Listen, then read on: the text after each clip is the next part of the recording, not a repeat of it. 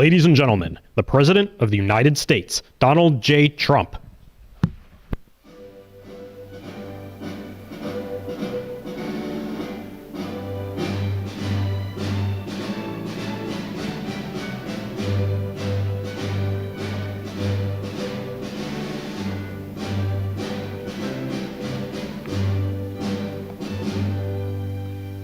Thank you very much. It's a big day. Very important day for me. Should be important for everybody, including the media. But they don't really cover it fairly, I will tell you that. It's shocking. Please sit down. Thank you. We gathered here today for a truly solemn occasion.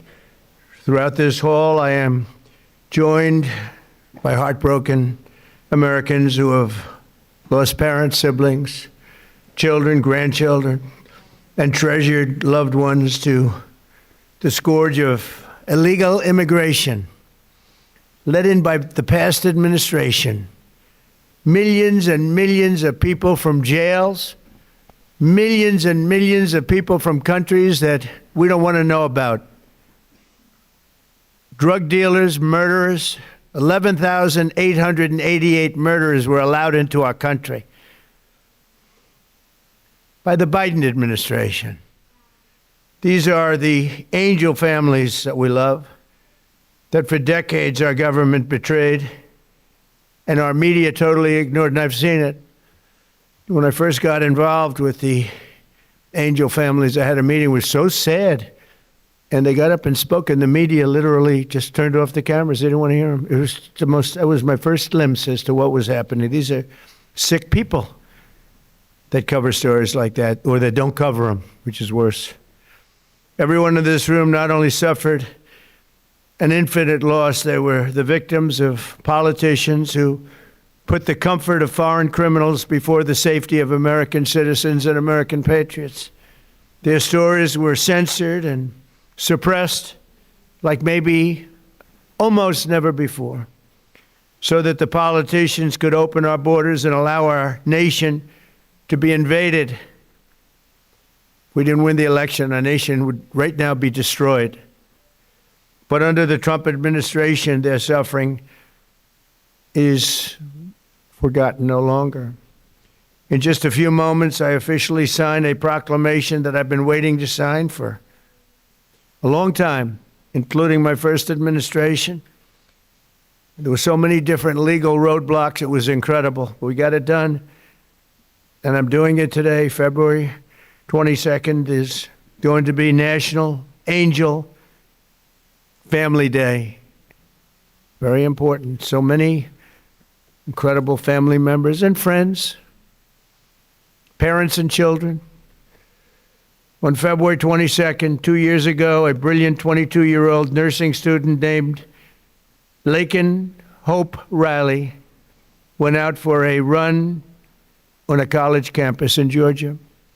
Laken was viciously attacked, brutally beaten, and murdered by an illegal alien gang member who the last administration heartlessly released into our country.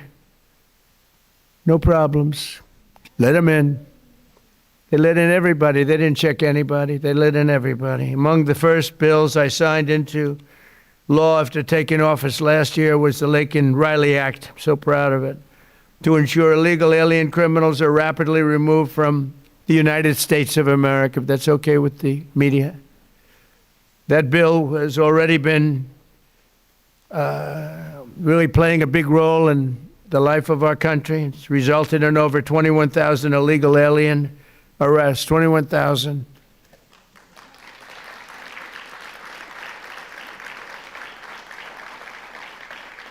We're joined this morning by Laken's parents, who I have gotten to know. These are incredible people. And I want to ask Laken's mother, Allison, to please come forward and say a few words, please.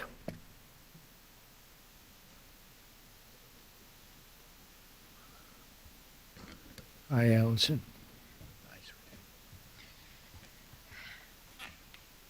Well, this is unexpected, but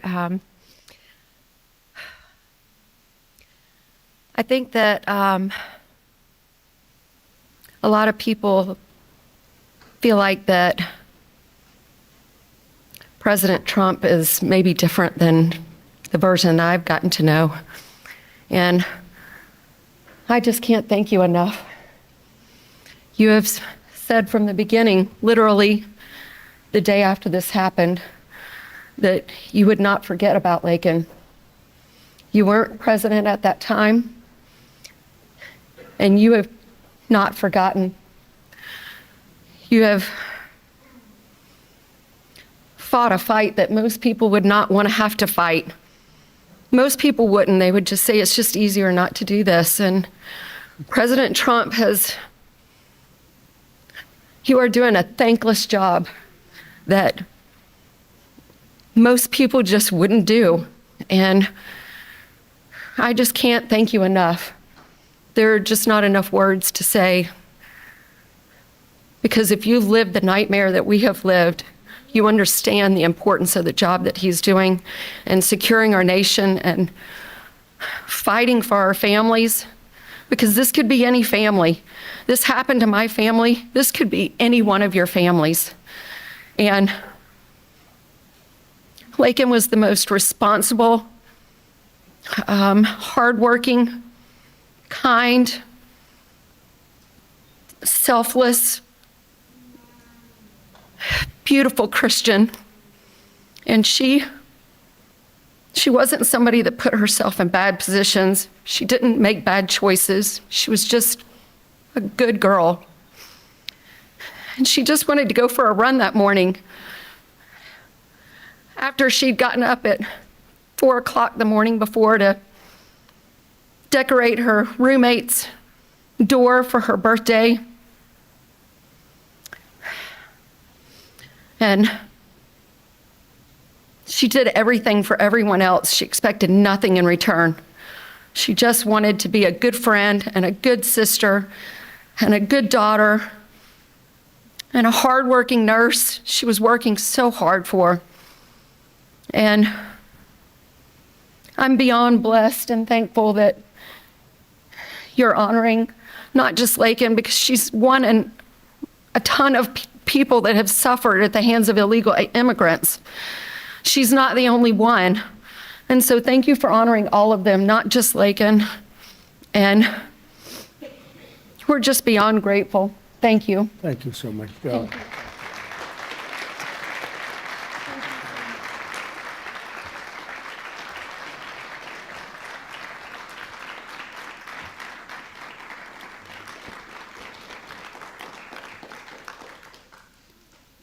Thank you very much. Amazing, Allison. You have to go through this. Doesn't get that much easier, does it? Right? Even with time. It's been a while now, and it doesn't get that much easier. But I want to thank you for your incredible courage. We're all courageous in a sense. Everybody in this room is courageous. And we're willing to tell the story. And that, I don't know why the news doesn't want to hear it. The Democrats don't want to hear it. The radical left, they don't want to hear it. What's not to hear? We want to stop murderers and criminals from coming into our country. I watched the mayor of Minneapolis. I watched these people saying, we want to protect murderers. I don't get it. Something's sick. They're sick. Can't have a country like that. So we appreciate the bravery of everybody in this room, actually. And Christy, I want to thank you, and I want to thank Tom in particular for, we have a border that's 100% closed now. 100%.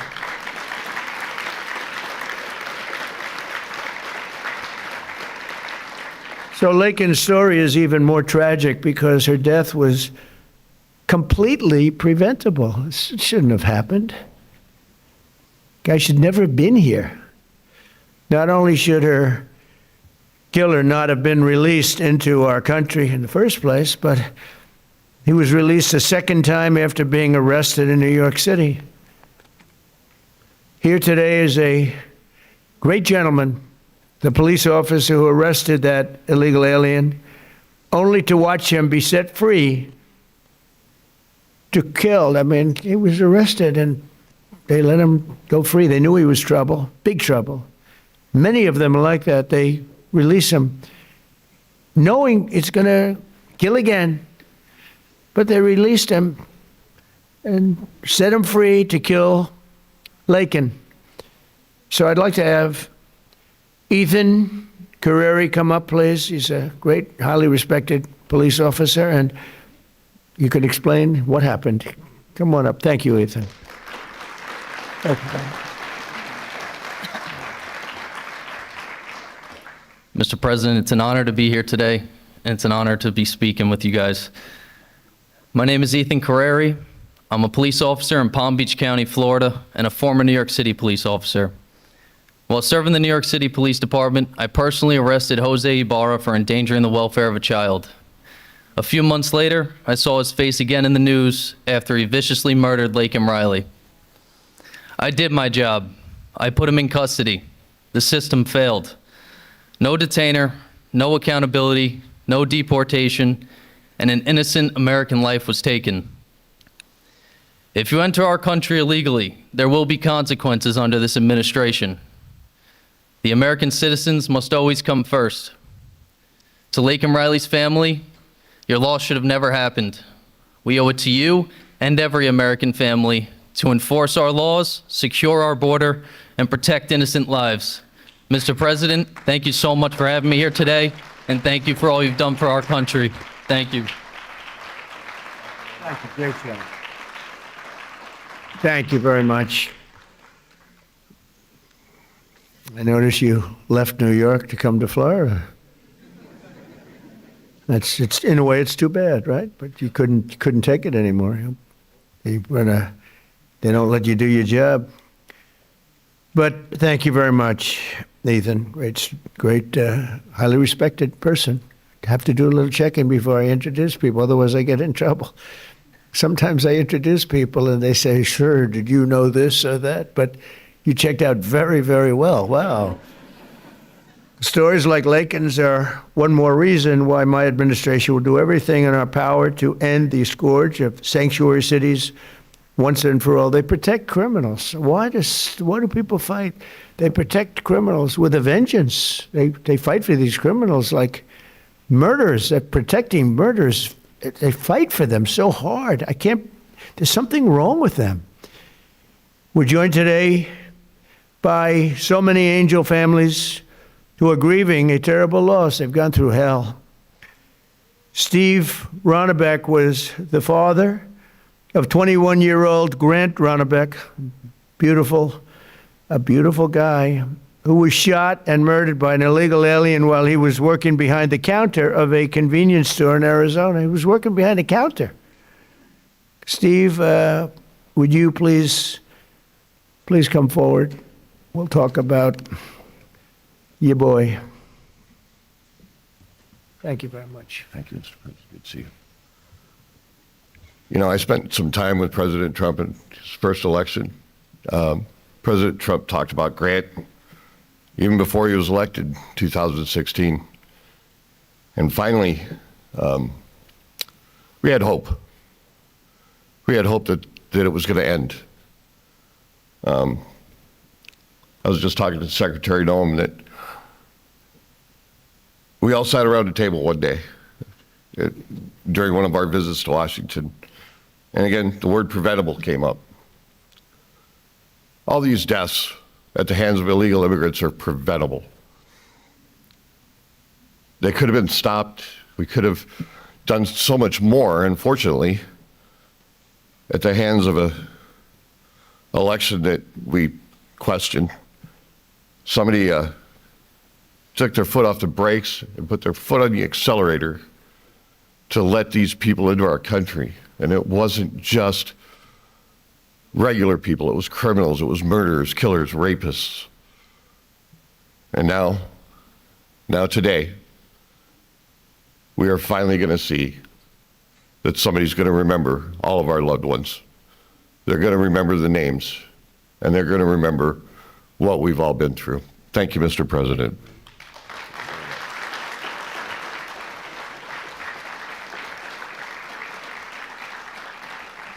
And think of it, I'm not talking politics, I'm just talking life.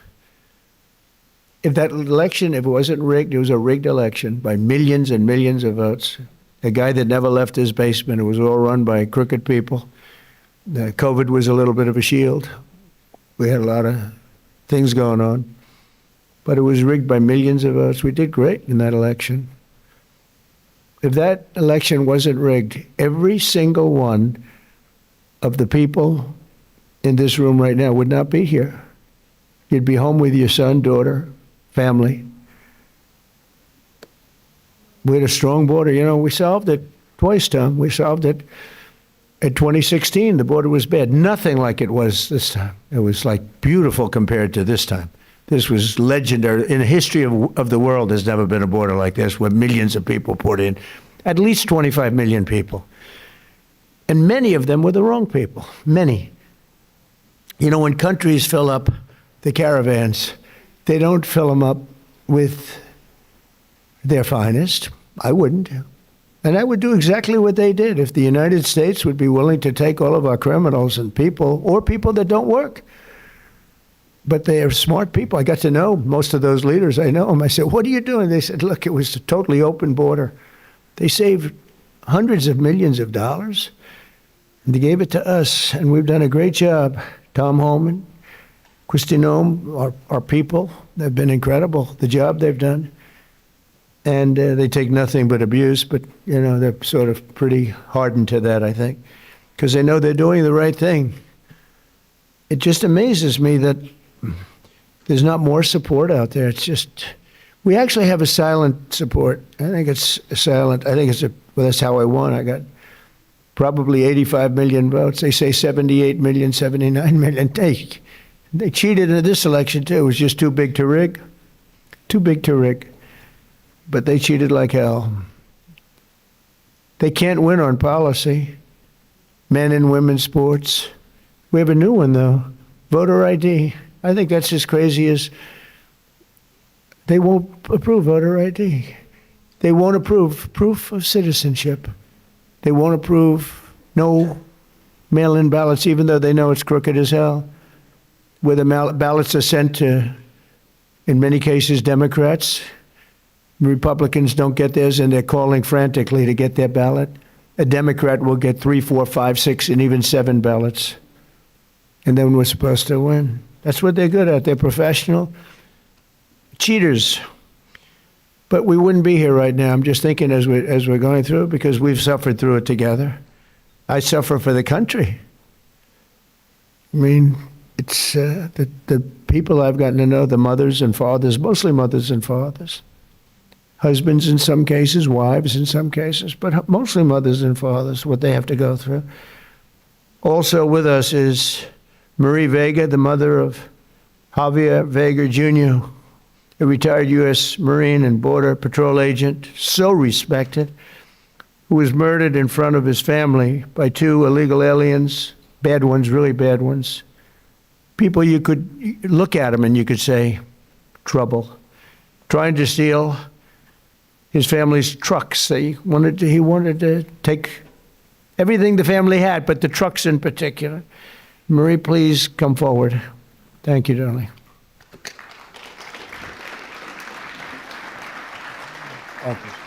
you.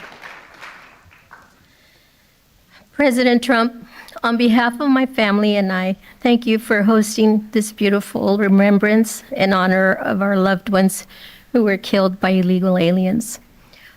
As you said, August the 3rd, 2014, my husband Javier, my son, Marine and Border Patrol agent Javier Harvey Vega, his wife, 2 of his sons and a friend, and I were fishing in Santa Monica, Texas. Within minutes of settling in, we were ambushed by 2 illegal aliens with many priors. Without warning, they jumped out of their stolen vehicle with guns that were not supposed to be in their possession in an attempt to steal 2 4-wheel drive vehicles. While trying to defend us, Harvey was shot in the chest and killed. My husband, Javier Sr., was shot in the back. Remember, y'all, children were there fishing with their friends, and they just kept shooting You could hear the bullets just whizzing past you. Javier Sr. returned fire with this weapon, and I grabbed the AR that Harvey had attempted to defend us with, and I returned fire as well. Had we not fired back, they would have killed everyone there, including the children, so that there wouldn't be any witnesses. And they killed an amazing man, a loving and honorable dad and husband. Thank God we have you in office. Without you, America and the world would not know the consequences of open borders. Thank you for restoring law and order. Thank you for acknowledging us, the angel families. Every day I think of you and the heavy weight of a nation that you carry with you. I can't imagine what it must be like to wake up every morning, work so diligently amid attacks and resistance from the left, to deal with the craziness, the fraud, and the swamp. But you get it done day in and day out, all while finding solutions to making America great again. You absolutely amaze me. Please know that we see it, and we, the masses, your constituents, are behind you 100%. When you were elected the first time, for the first term as president, I remember saying to my boss, this is exactly what this country needed, a businessman. You did an outstanding job then, and although you were cheated out of the second term, by the way, you won that election as well, and we know it. I knew the third term was going to be epic, and here we are, MAGA.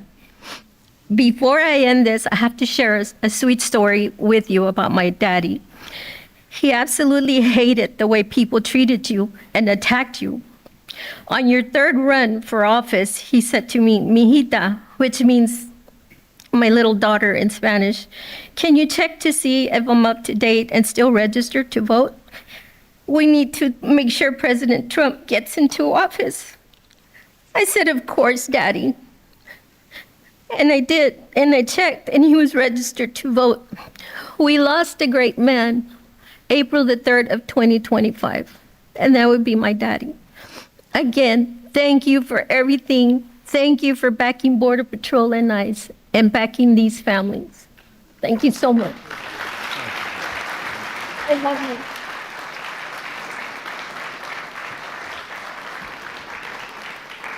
So beautiful.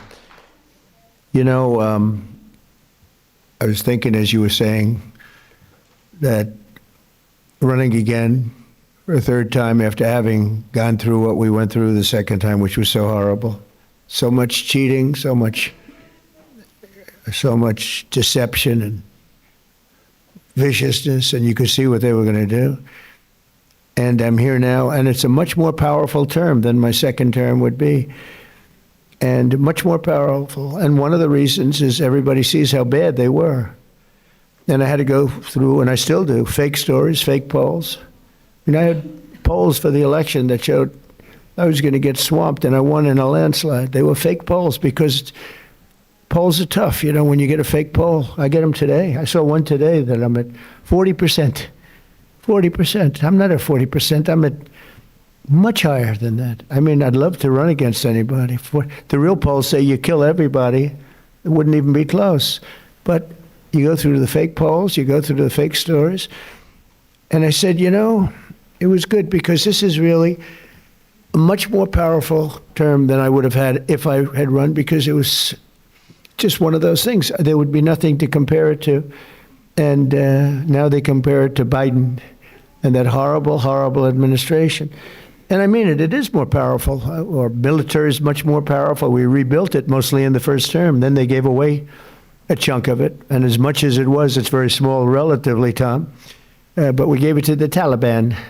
Just walked out. We could have taken it with us. They said, oh, I think it's cheaper to leave the planes. Just put a little jet fuel and fly it to a neighbor or fly it right home. Sir, I think it's cheaper.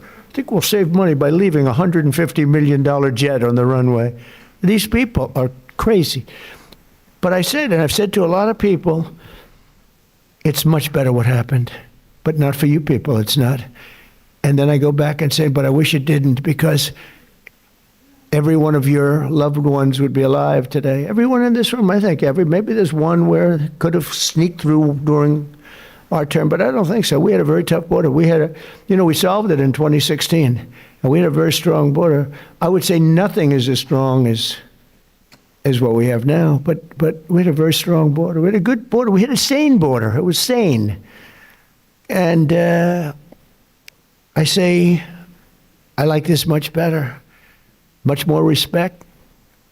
You read about all these crazy shooters, but they only go after consequential presidents. They don't go after non-consequential presidents, If you take a look, Abraham Lincoln, some big one. John Kennedy, in a certain way, was very consequential. He represented something very important.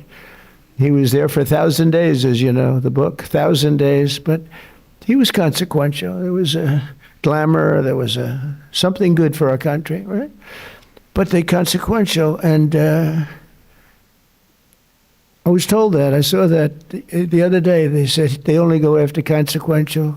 So maybe I want to be a little bit less consequential. Can we hold it back a little bit, please, Tom? Can we just, nice and easy? Can this be a normal president for a little while? Because we had the greatest first term, I think, of any president in history. A lot of people have said that. Even radical left people have said that. And so it's, But the one problem is that, and every time I say it, I go back to the one thing. I said, but we wouldn't have had 25 million people allowed to come into our country, totally unchecked, totally unvetted. And those are the people that destroyed your lives. They destroyed your lives. They wouldn't be there. So I always say I like it better, but there's one thing I don't like better, and that's what they did. Because I think that's the single biggest problem. He gave us inflation, highest inflation we've ever had. I solved that. Right now inflation's at a very low number. How about gasoline? I was in Iowa, $1.85 a gallon. I solved that. I did a great job with that. Prices are coming way down, and I'll get them down further. But, Christ, no matter. By the way, if I came up with a cure for cancer, they would say, he should have done it years ago. There's not a thing I can do where these people are going to give me credit, and that's okay, because we won in a landslide, so the people understand. People understand. But the one thing that I regret about the election and the process, because it's a much bigger, more important, you look at what we're doing throughout the world, we're respected like we've never been before. But the one thing that I can't do anything about is that he allowed 25 million people, many of these murderers, drug lords, criminals, people from mental institutions. They emptied their mental institutions, Tom, is that right? All over the world. Not just in South America. They emptied their jails. Many of them from all over the world. Why? Why would we do this? And they walk in, nobody even asked for, do you have an identification? Do you have an ID? It's so crazy. The mayor of New York, and he's a very nice person. I met him, but his ideology is not too good. But we're having a massive snowstorm right now, and I heard that he's asked people to come out and help shovel the snow. Okay, so you get a shovel and you start shoveling, right? What the hell? You're not going to help too much, but you can help. And hello, darling, how are you? Noah, right behind you, look. My friend, right? Are you okay? Yes, you. Are you okay? Are you okay? Good. Good. Are your eyes okay? I gave her money to get her eyes fixed. A lot of money to get her eyes fixed. That doctor ripped me off, but that's okay. And when do you go?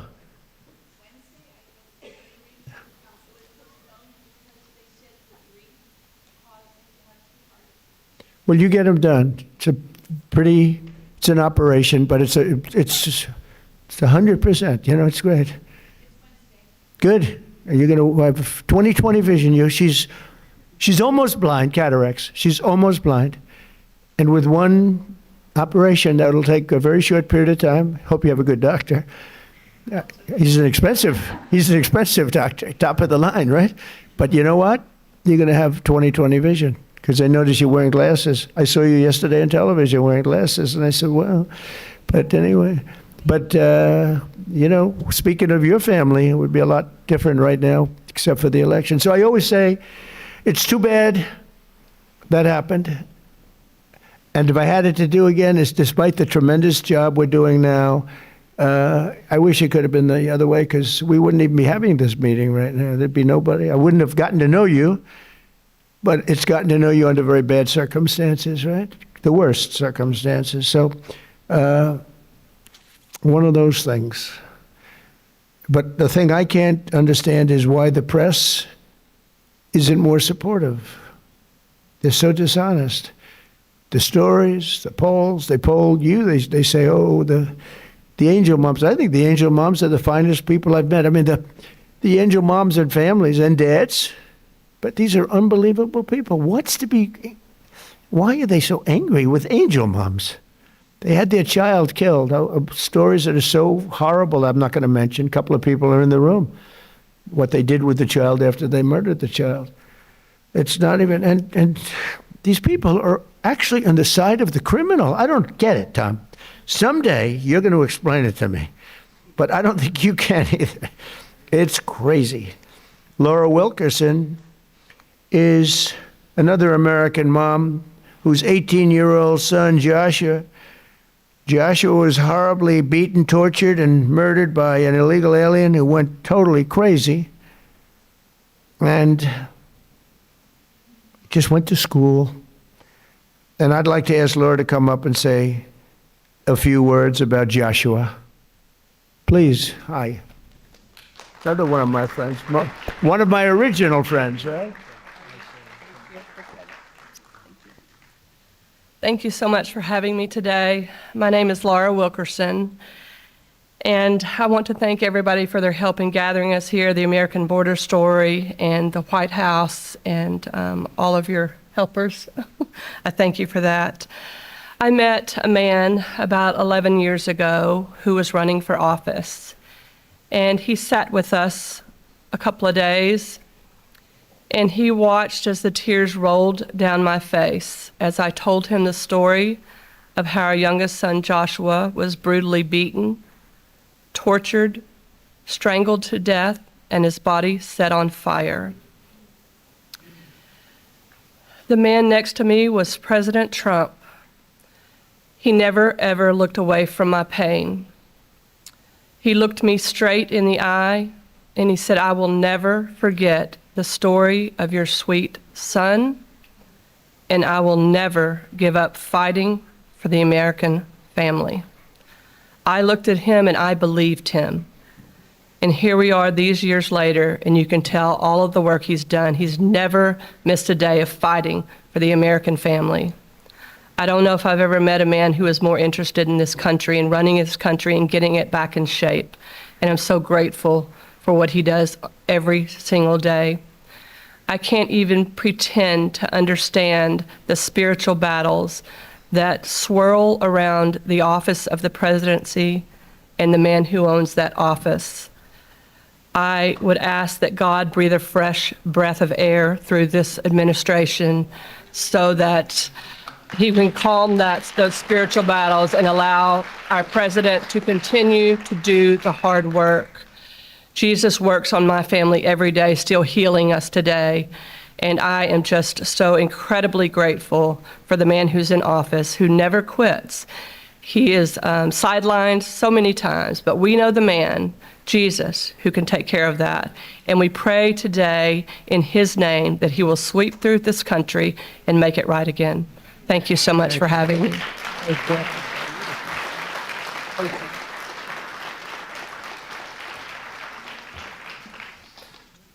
Oh, I just want to thank you. That's amazing. The words are so beautiful, so beautiful. I get introduced often, and I'm getting introduced by people. In many cases, they hate me. And they don't give me nice introductions like that. But all we're doing is the right thing. It's sort of simple, right? It's sort of simple, and but not simple for you. And that's when I was running, actually. That was before I won. I didn't know if I was going to win or not. I was running against 17 politicians. You knew. That's nice. But no, I never forgot that. Jodie Jones is a loving brother whose cherished sibling Rocky was killed by an illegal alien real monster, who went on a deranged crime spree after being released from prison as part of a California sanctuary city policy. Jodie, please come up. Thank you.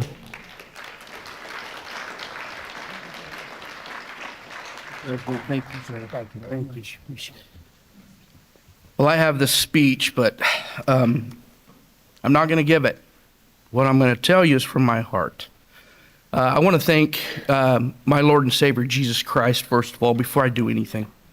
I want to thank the American Border Story, and I absolutely want to thank President Donald J. Trump. Thank you, sir, for putting America first and putting these angel families first and letting everybody know their stories, because we matter. Thank you, sir. My brother Rocky Jones was murdered by a criminal illegal alien. He was simply at the wrong place at the wrong time. This man was arrested, released, and within 24 hours, he went on a shooting spree in Central California. Unfortunately, my brother was in the wrong place at the wrong time. This man shot my brother 8 times at point blank range. I pray that no other family has to go through that. Unfortunately, they will. And just know, President Trump, I want you to know, no matter what the fake media says about you, the American people love you, and we will support you all the time, because we love you.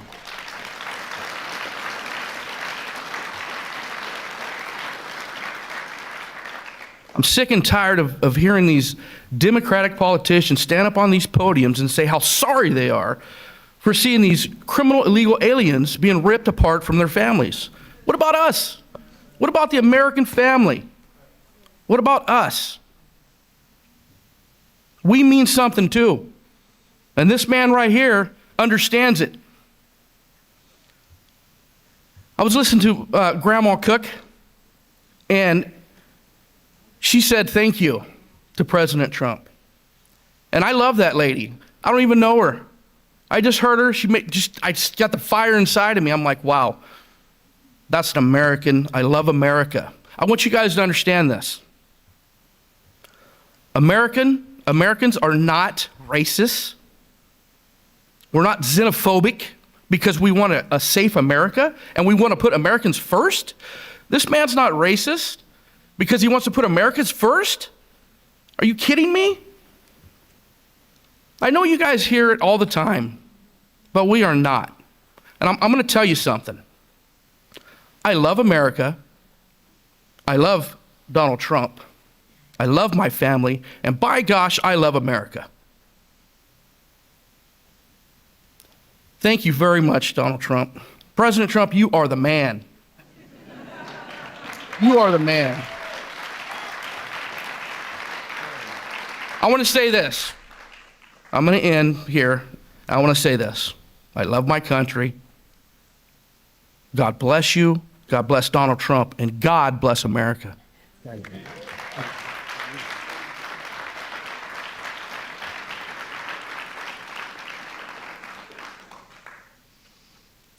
Thank you very much. It's incredible. I want to now introduce somebody that I get to know pretty well. We just had a little discussion. Wonderful mothers, Patty Morin, who lost her beautiful daughter Rachel, and Tammy Nobles, who lost her daughter Kayla. Your daughters would be unbelievably proud, and they are as they look down. I'm sure they're looking down. And they'd be very proud of you, and they're thanking you right now for your courage. You've gone through a lot. Know you. And I just have to recognize some of the families. I mean, the families that are here this morning, I know many of them, not all of them. And you know, it grows at a pretty strong level, nothing like it was in the past. You remember when, during the campaign, Biden would say, and then I guess Kamala, it's the same thing, same ideology, same level of intelligence, I think. But she would say, and he would say, no, it's wonderful to have the people come into our country. These are fine people, these are nice people, and they don't commit crime.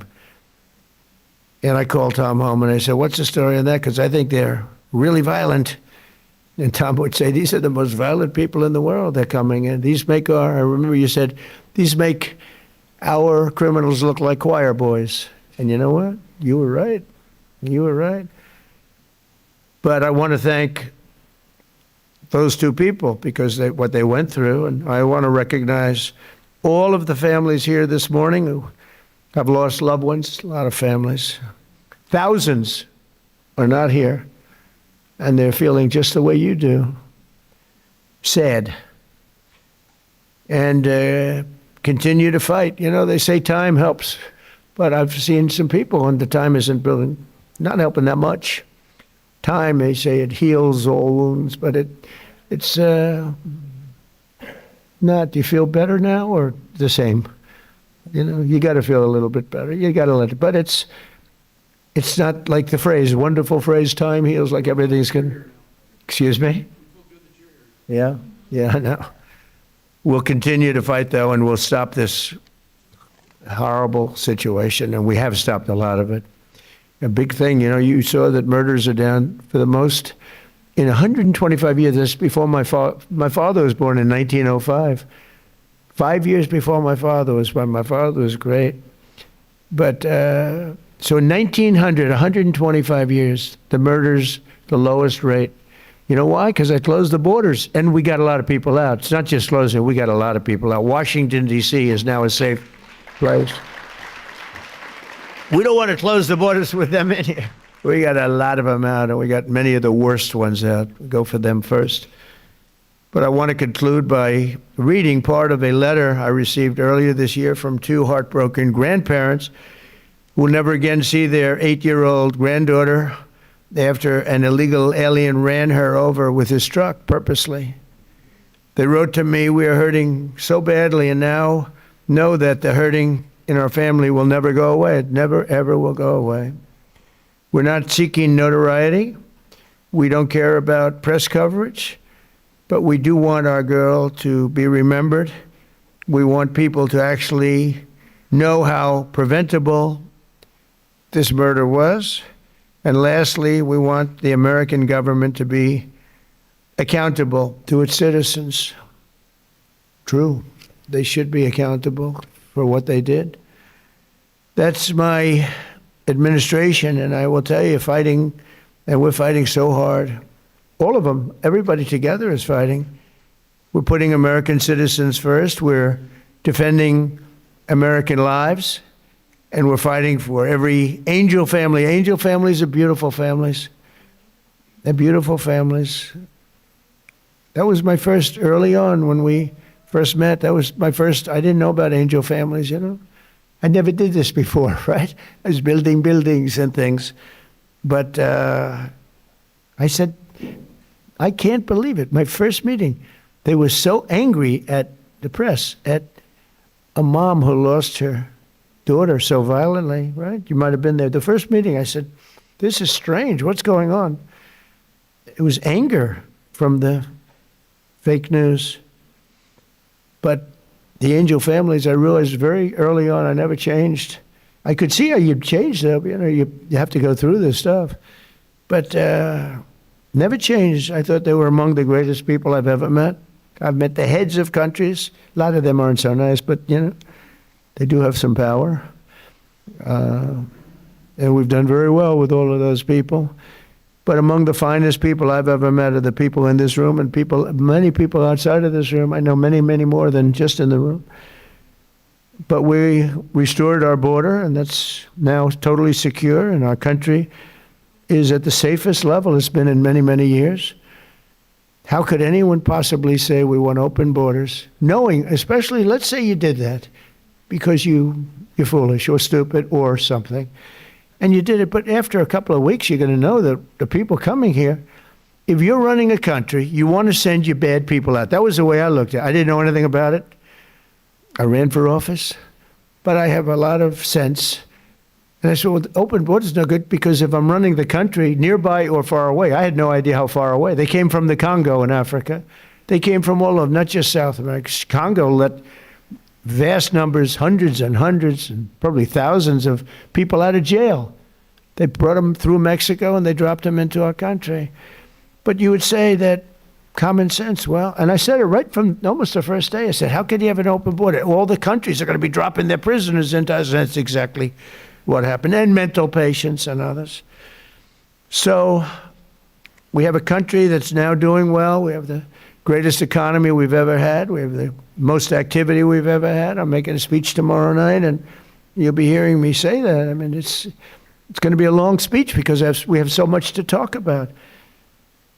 But Americans like Lakin and Grant and Javier and Joshua, Rocky, Rachel, Kayla, these are great people, and we're never going to forget them. I'll never forget them. I don't know how long I'll be around. Got a lot of people gunning for me, don't I? Huh? But I will not forget them. I'm never going to forget them. And I just think you're among the most brave people. I meet a lot of brave people. I meet warriors. I give out congressional medals of honor where people recommend, like these two in front of me who are so wonderful, but they recommend, and I meet the greatest people. But this is a group of people that for whatever reason I just feel maybe the warmest about. So at least you have one friend, and we don't understand why you don't have many, and maybe you will. I don't know. So I'm going to go sign the proclamation, and then we're going to sit in the audience. I'm going to sit with you for the reading of the victims' names, and I'll then depart to a song sung by our incredible, talented military, Amazing Grace. Okay?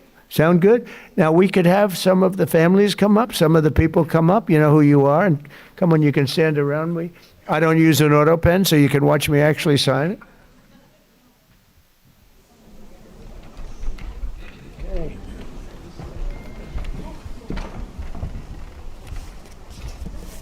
We'll do this the right way. I want to give coins to the family, okay? Could I had one for you, and I couldn't bring anything inside. No, Secret Service. Well, you'll get it to me. Say hi to Trump. Hi, sweetheart. Little Emma. Oh, hi, Emma. Little Kayla. Very good, beautiful. Yeah. Okay, you ready, Emma? We're going to sign this, okay? Okay.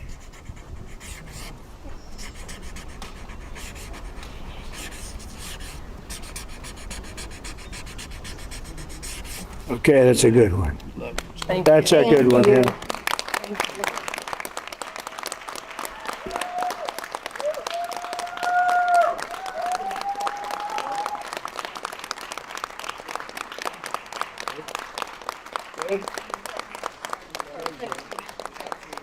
Thank you very much. Thank you. Thank you. Thank you very much. You take care of yourself. You can hold that, at least for a little while before. I'm not taking it. Thank you. So let's do this candle lighting, and it's very beautiful. Please. My daughter's my birthday. Thank you. Thank you very much.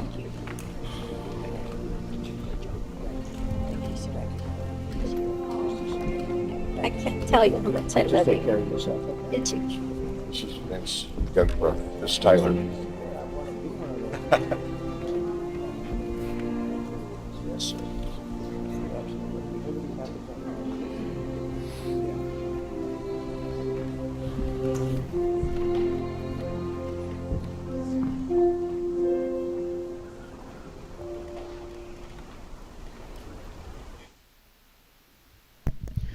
We will now light a candle in honor of the victims and in solidarity with their families. Following the lighting of the candle, the names of the victims will be read aloud so that their memory may be honored.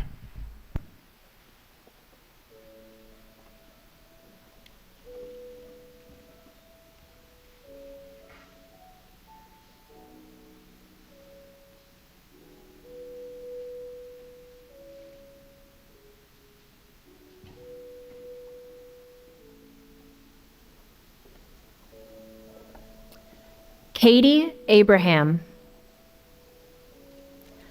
Chad Eistrup, Austin Babcock, Megan Elizabeth Ida Boz, Jesse Bird, Liam Cantu, Michael Clayton, Gail Clayton. Sander Cohen. Pierce Corcoran. Ronald De Silva.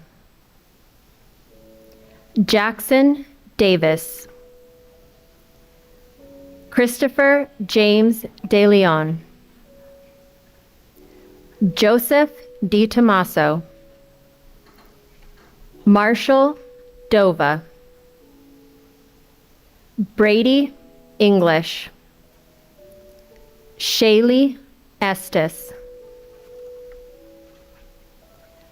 Lacey Marie Ferguson. Maura Garrity. Tristan Gray. Kayla Hamilton. Aaron Joshua Hampton. Brady Heiling. Susan Hine. Haley Helgeson. Kyler Holbein. Gregory Hamala.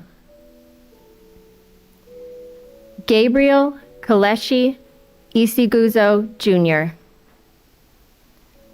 Rocky Paul Jones. Shane Jones. Stephanie Kaufman. Haley King. Amy Courtlang. Ryan White. Brian Moss. Robert Mopin. Lisbeth Medina.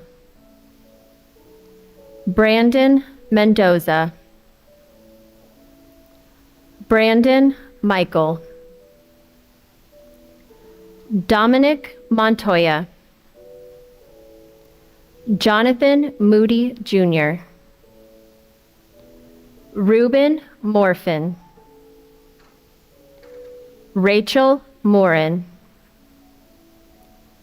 Krisha Odette. Nikolay Osokin. Rocco Pitrow. Lakin Riley. Grant Ronnebeck. Matthew Russell. Kayla Santiago. Danielle Nikki Shermock. Fred Schlosser. Tierra Stansberry. Kate Steinley. Joseph Story. Timmy Tarnowski. Brian Terry. Anya Varfolomeyev. Javier Vega Jr. Joshua Aaron Wilkerson. Carlos Wolf. Joseph Zhang Jr.